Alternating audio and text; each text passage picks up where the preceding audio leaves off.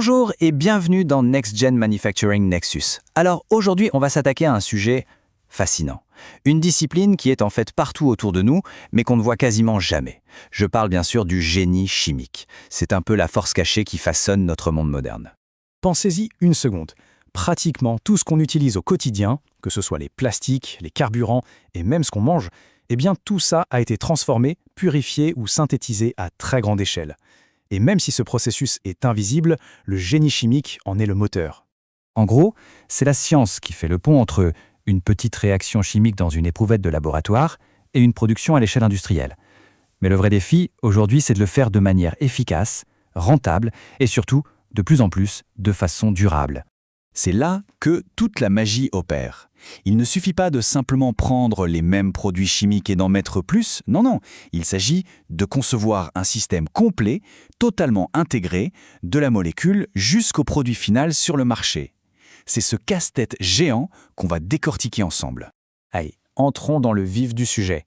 Le plus grand défi pour un ingénieur chimiste aujourd'hui, ce n'est plus seulement de savoir comment construire, mais bien de comment construire intelligemment.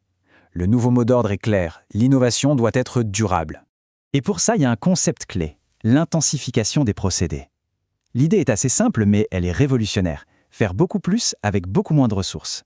Imaginez des réacteurs de la taille d'une petite pièce au lieu d'un bâtiment entier. Ça veut dire moins d'espace, moins d'énergie consommée et bien sûr moins de déchets. C'est le design intelligent poussé à son maximum. Et cette stratégie, elle ne sort pas de nulle part. En fait, elle repose sur un cadre très solide qu'on appelle les 3 P. Le point crucial ici, c'est vraiment l'équilibre. Pour la planète, l'objectif est de réduire l'empreinte écologique. Pour la population, il s'agit d'améliorer la qualité et la sécurité des produits. Et enfin, pour le profit, il faut s'assurer que le tout est viable économiquement. Si on ignore un seul de ces piliers, tout l'édifice s'effondre. C'est leur synergie qui est la source de la véritable innovation. Bon, maintenant, voyons comment tout ça prend forme concrètement. Ce n'est pas du tout le fruit du hasard, mais bien d'une méthode très rigoureuse qui permet de transformer des problèmes complexes en solutions qui fonctionnent. En fait, chaque projet suit un parcours assez logique en 5 grandes étapes. On commence par bien comprendre le problème. Ensuite, on explore toutes les solutions possibles. On élabore un premier brouillon de concept, on affine chaque petit détail, et seulement à la fin, on passe à la construction. C'est un cycle, une boucle d'amélioration où chaque étape s'appuie sur la précédente. Et dans la phase de conception, il y a cette approche visuelle que je trouve fascinante, le diagramme en oignon. On commence par le cœur du système, le réacteur, là où la magie chimique se produit. Puis on ajoute les couches, une par une.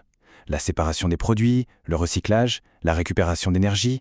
Chaque nouvelle couche est pensée pour s'intégrer parfaitement à la précédente. Ça garantit que le système entier fonctionne en harmonie, et pas juste comme un assemblage de pièces détachées. Et pour voir comment cette méthode s'applique dans la vraie vie, rien de tel qu'un cas concret, on va se pencher sur le cas de Glue Inc., une entreprise qui faisait face à un problème très courant, le gaspillage d'énergie. Alors, Glue Inc. fabrique un ingrédient clé pour de la colle. Le souci, c'est que leur procédé chimique dégage une quantité énorme de chaleur. Et cette chaleur, que faisait-on avec ? Eh bien, on la jetait tout simplement dans l'atmosphère avec une tour de refroidissement. C'était de l'énergie précieuse qui partait littéralement en fumée. Et attention, on ne parle pas de quelques degrés de plus. Les calculs ont montré qu'il y avait 3,05 MW de puissance thermique à récupérer. C'est colossal comme quantité d'énergie. Et le comble de l'ironie, c'était plus du double de ce qu'il fallait pour chauffer tout leur bâtiment administratif qui, lui, tournait au gaz naturel. Un vrai non-sens. Face à cette opportunité en or, une équipe d'ingénieurs a appliqué la fameuse méthode. Ils n'ont pas sauté sur la première idée venue, non. Ils ont rigoureusement analysé 5 approches différentes pour résoudre ce problème. Et les options étaient vraiment variées. D'un côté, on avait des systèmes massifs, avec de gros ventilateurs, efficaces, certes, mais très encombrants et gourmands en électricité. Et de l'autre, des technologies bien plus compactes, comme les échangeurs de chaleur à plaques, réputés pour leur efficacité incroyable dans un tout petit volume. C'est le dilemme classique entre l'investissement de départ, l'espace nécessaire et l'efficacité sur le long terme. Alors, comment on prend la bonne décision ? On ne le fait pas au hasard. On utilise un outil super puissant, une matrice de décision. Chaque solution est notée sur des critères clés, qui sont pondérés en fonction des priorités du client. Et là, regardez, le résultat est sans appel. La solution 5 se détache très nettement, avec un score de 81%. La décision est basée sur des données, pas sur une simple intuition. Les chiffres parlent d'eux-mêmes. Et voilà la solution gagnante. C'est un système élégant, un échangeur à plaques qui transfère la chaleur de l'eau du procédé vers un circuit d'eau secondaire. Ce circuit, lui, vient alimenter des serpentins de chauffage qui ont été installés directement dans le système de ventilation existant du bâtiment. C'est efficace, c'est intégré, c'est économique. Parfait. Ce cas d'école nous amène à une question un peu plus large. Au-delà des schémas et des calculs, de quelles compétences a-t-on besoin pour concevoir l'industrie de demain ? L'ingénieur de demain doit voir plus loin que le bout de son nez. Il ne suffit plus de maîtriser la thermodynamique sur le bout des doigts. Il faut comprendre le cycle de vie complet d'un matériau, savoir analyser des montagnes de données pour optimiser les moindres détails et surtout penser constamment en termes d'économie circulaire. Mais au-delà de toutes les compétences techniques, il y a la sagesse du terrain. Ce conseil, qui vient d'un ingénieur expérimenté, est absolument fondamental. La plus belle conception sur le papier peut être un échec total si elle ignore la réalité de ceux qui l'utiliseront au quotidien. L'écoute, la collaboration, ce ne sont pas des options, ce sont des nécessités. Alors, pour conclure, quelle est la grande leçon à retenir de tout ça?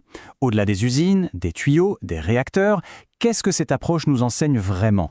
Le génie chimique, dans son essence même, c'est une méthode. Une méthode pour transformer le chaos d'un problème en l'ordre d'une solution.